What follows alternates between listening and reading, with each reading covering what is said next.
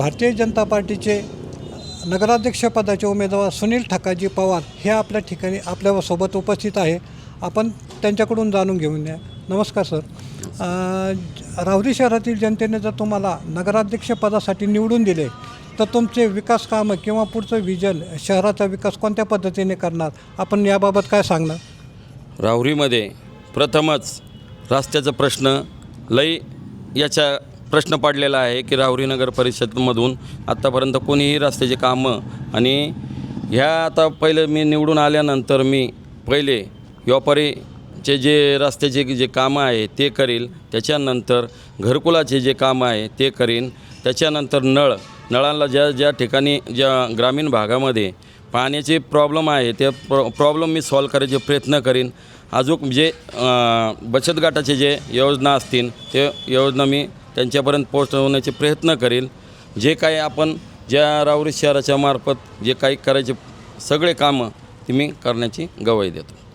भारतीय जनता पार्टीने तुमच्यावर जो विश्वास ठेवला आहे, तुम्हाला वाटतं का जनता तुम्हाला तेवढ्या प्रमाणात सपोर्ट करतील किंवा निवडून आणतील?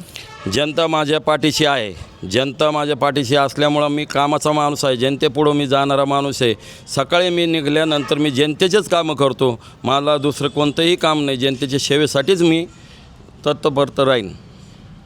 नगराध्यक्ष झाल्यानंतर असे महत्त्वाचं असं कोणते विकास काम आहे की तुम्ही त्याच्यावर भर देताल?